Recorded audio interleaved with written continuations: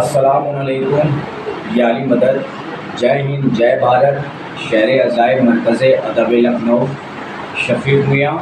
شفیق لکھنوی بھارت دیش شہر سرزمین بمبئی مومرا سوانا مولا ابوالفضل عباس علیہ السلام عزاداری مرکز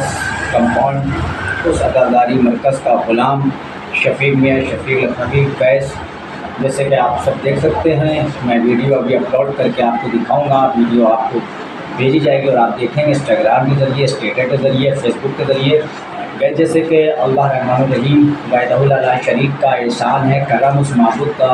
اور اس کے رسول آل رسول کی آل کا، آل رسول کے خاندان کا، آل رسول صلی اللہ علیہ وآلہ وسلم کا احسان ہے، کرم ہے۔ ان کے بھائی، ان کے داماد مولا متقیان حضرت علی ابن ابی طالب علیہ السلام کی چوٹی اور خاک پاک کا صدقہ ہے، احسان ہے کہ اللہ کا کرم ہے کہ اس بار بھی تمام عالم اسلامی مسلمانوں کو یہ سال بہت اچھا میسر نصیب ہوا ہے کہ یہ سال چل رہا ہے سن 2026 یعنی سن 2026 اور سال کا چھٹا مہینہ یعنی کہ جون کا مہینہ شروع ہو چکا ہے، جس کی آج جون کی پہلی تاریخ ہے اور بروز منڈے اور یعنی کہ آج کی بھی تاریخ معتبر ہو رہی ہے، آج کی بھی تاریخ گزر رہی ہے اور کل کی تاریخ آج شب لگ چکی ہے، یعنی کہ 2 جون کی شب لگ چکی ہے، یعنی 2 جون انگریزی لگ چکی ہے اور آنے والی تاریخ 18 ذی الحجہ بروز جمعہ روز قدیر کا دن ہے۔ وہ روز قدیر کا دن ہے جس میں ہمارے آپ کے حضرت پاک مصطفیٰ محمد رسول صلی اللہ علیہ وآلہ وسلم نے قدیر کے میدان میں اعلان کیا کہ جو عالم اسلام مسلمانوں کا مجمع پیچھے تھا وہ آگے آیا،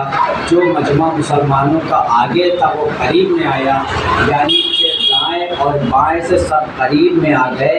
اور رسول اللہ صلی اللہ علیہ وآلہ وسلم نے قدیر کے میدان میں 18 تاریخ یعنی 18 ذی الحجہ اس تاریخ کو رسول صلی اللہ علیہ وسلم نے اپنے ہاتھوں پہ مولا متقیان حضرت علی ابن ابی طالب علیہ السلام کو دونوں ہاتھوں پہ بلند کیا اور بلند کر کے یہ تمام عالم اسلام کو بتایا کہ دیکھو یہ شخصیت کو پہچانو، یہ میرے بھائی، یہ میرے جانشین، یہ میرے داماد ہیں۔ یعنی کہ رسول اللہ صلی اللہ علیہ وسلم حضرت علی علیہ السلام دونوں کے رشتے بھی ہیں، دونوں کے رشتے ہوئے ہیں، بھائی بھی ہیں، داماد بھی ہیں۔ تو جب اس دوران پہ لوگوں نے یہ کہا تھا کہ مجھے خالی قرآن کافی ہے، بہت کچھ صرف قرآن کافی ہے، تو رسول اللہ صلی اللہ علیہ وسلم علیہ السلام نے ارشاد فرمایا کہ دیکھو اے میرے امت کے مسلمانوں، اسلام کو سمجھنے والوں، میں تمہیں لیے 2 چیزیں چھوڑ کے جا رہا ہوں۔ یا رسول اللہ فرمائیے کہ 2 چیزوں میں ایک قرآن ہے، ایک اہل بیت۔ اب ان 2 چیزوں میں سے تمہیں کیا سمجھنا ہے، کیا تمہیں دل و دماغ میں بٹھالنا ہے، وہ چیز وہ تمہارا اختیار ہے۔ تو اس زمانے کے جو عالم اسلام کے مسلمان تھے انہیں کہا یا رسول اللہ صلی اللہ علیہ وسلم مجھے قرآن کافی ہے، تو انہوں نے کہا کہ مجھے قرآن کافی، تو انہوں نے قرآن کو سمجھ لیا، لیکن صرف قرآن کو باہر کے ذہن و دماغ سے سمجھا ہے، دل سے قرآن کو نہیں سمجھا ہے۔ تو کہنے کا مسئلہ یہ ہے بہرحال کہ تو رسول اللہ صلی اللہ علیہ وسلم نے فرمایا 2 چیزیں قرآن اہل بیت، یعنی کہ ان دونوں چیزوں کو لے کے چلو گے، اللہ کو چھوڑنا نہیں، اللہ کی رسی کو دل و جان سے، اپنے محبت سے، اپنے دل میں اللہ کو بنائے رکھنا، اللہ کو چاہتے رہنا، اللہ سے محبت کرے رہنا۔ اور اللہ کے بعد ایک ولی ہے جس کا نام علی ہے، مدد اللہ کرتا ہے۔ ہر انسان کہتا ہے کہ اللہ سے مانگو، کسی سے نہ مانگو، بے شک یہ حق ہے، یہ سچ ہے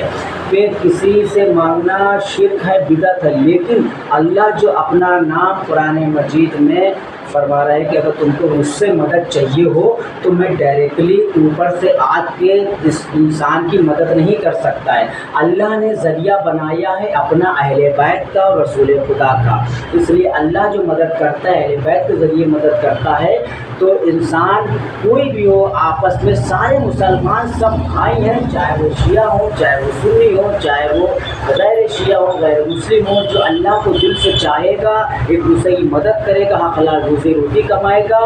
اور ان کے تہوار سے محبت کرے گا، یعنی ماہ رمضان سے ہمیں محبت ہے، ماہ شعبان سے محبت ہے، اور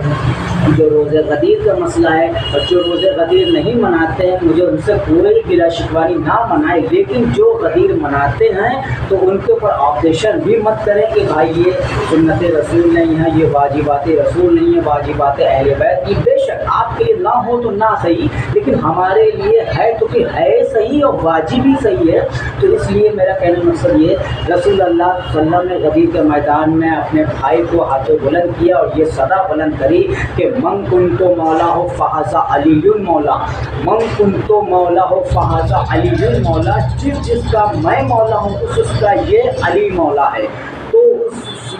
اس کا یہ علی مولا ہے، یہ رسول اللہ صلی اللہ علیہ وآلہ وسلم نے صدا بلند کرے تھے۔ اور وہ غدیر کا میدان ایسا تھا کہ دنیا کی آج آپ جو چلچلاتی دھوپ میں نکلتے، پسینہ بہہ رہا ہے، ٹپک رہا ہے، انسان الجھن میں دماغ کرا، یہاں کی شدت کی گرم کچھ بھی نہیں تھی جو اس دوران کی، یعنی کہ غدیر کے میدان تھا اور بہت بڑا ایک سورج کی کرنے کی، اس ٹائم پہ آپ ایک آٹے کا پیڑا رکھ دیے تو وہ پیڑا بھی بھون جائے، اتنی شدت کی گرم تھی۔ تو اس وقت پہ رسول اللہ نے جو ہے ممبر کے اوپر کھڑے ہو کر اور علی کو پہچنوایا کہ دیکھو من کنت مولا فہذا علی مولا، جس یہ رسول کہہ رہے ہیں کہ میں جس مسلمان کا مولا ہوں اس کا یہ علی مولا ہے۔ تو جس کو سمجھنا تھا اس نے سمجھا، جس نے نہیں سمجھنا تھا اس نے نہ سمجھا، لیکن سب سے بڑا ایک ہوگا حشر کا میدان، وہ حشر کا میدان ہوگا، تمام دنیا کے لوگ اس میدان میں جمع کیے جائیں گے، سب سے حساب لیا جائے گا، نہ اس وہاں حساب یہ پوچھا جائے گا کہ تم شیعہ ہو، تم سنی ہو، تم سکھ ہو، تم عیسائی ہو، تم بریلوی ہو، تم شافعی ہو، تم حنفی ہو، تم غیر مسلم ہو، یہ سب کوئی سوالات نہیں کیا جائے گا، صرف یہ پوچھا جائے گا کہ بتاؤ تم کیا لائے ہو، تمہارے کیا اعمال ہیں، تم نماز کتنی لے کر آئے ہو، تم نے نماز چھوڑی ہے، کیوں چھوڑی ہے، کیا تھا، اور تم سے یہ سوالات کیا جائے گا تم نے کس کا مال ہڑپ کیا ہے، تم نے کس کی چوری کی ہے، تم نے آپس میں رہ کے بزنس کاروبار کر کے ایک دوسرے کے بارے میں غلط کٹاف کیوں کری ہے، تم نے لگا اس کے غریب بازاری دور کر وجہ کہ اپنی زبان سے تم نے ڈائریکشن دیا، اس کو کرایا، اس کو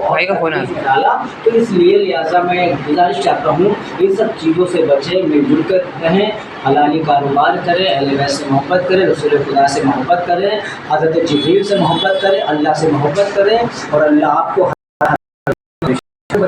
السلام علیکم، جے ہند جے بھارت، خدا حافظ۔